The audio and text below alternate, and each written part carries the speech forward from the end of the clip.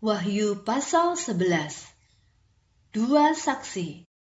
Kemudian aku diberi sebatang kayu seperti tongkat pengukur, lalu diperintahkan kepadaku, "Pergi dan ukurlah bait Allah serta altarnya.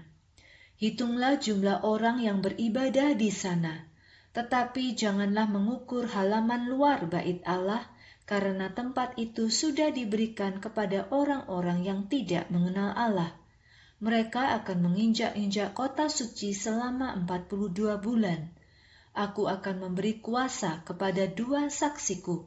Mereka akan bernubuat selama 1260 hari dengan memakai pakaian berkabung. Kedua saksi itu adalah dua pohon zaitun dan dua kaki pelita yang berdiri di hadapan Tuhan semesta alam.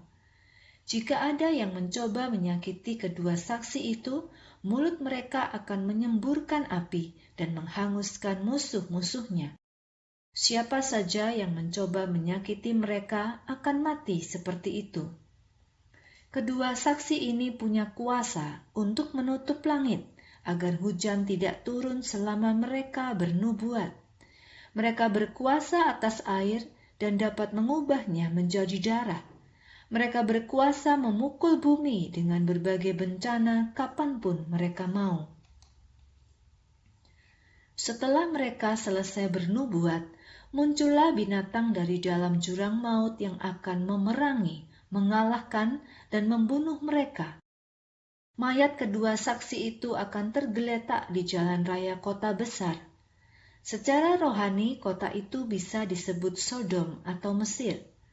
Orang-orang dari seluruh suku, bangsa, bahasa, dan kaum akan melihat mayat kedua saksi itu selama 3,5 hari.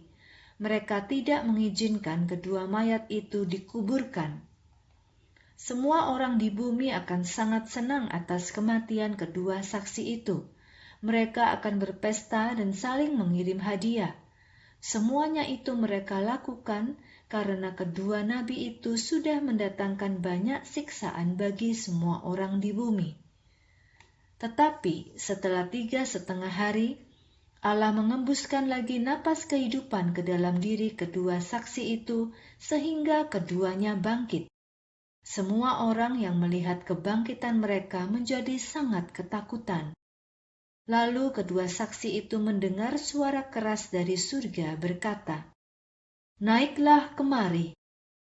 Setelah itu mereka pun naik ke surga dengan diliputi awan dan disaksikan oleh musuh-musuh mereka.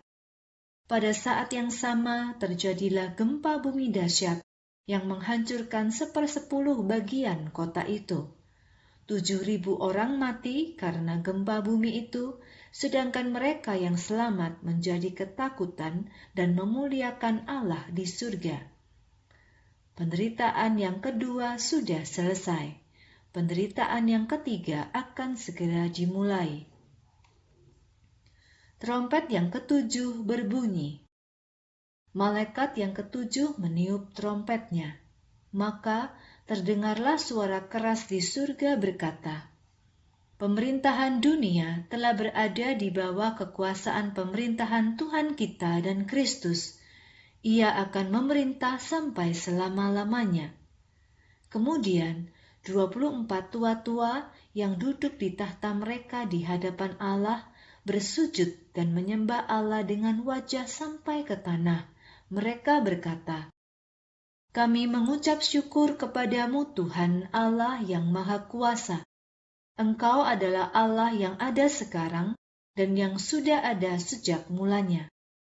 Kami berterima kasih karena Engkau telah menggunakan kuasa-Mu yang besar dan telah mulai memerintah. Bangsa-bangsa dunia yang tidak mengenal-Mu telah marah, tetapi sekarang saatnya bagi-Mu untuk murka. Sekaranglah saatnya menghakimi orang-orang mati. Inilah saatnya memberi pahala kepada hamba-hamba-Mu, nabi-nabi-Mu, dan orang-orang kudus-Mu, kepada orang-orang besar dan kecil yang menghormati-Mu. Inilah saatnya membinasakan orang-orang yang menghancurkan bumi." Kemudian bait Allah di surga terbuka. peti perjanjian Allah terlihat dalam baitnya. Lalu terjadilah kilat, gemuruh, guntur, gempa bumi, dan hujan es yang lebat.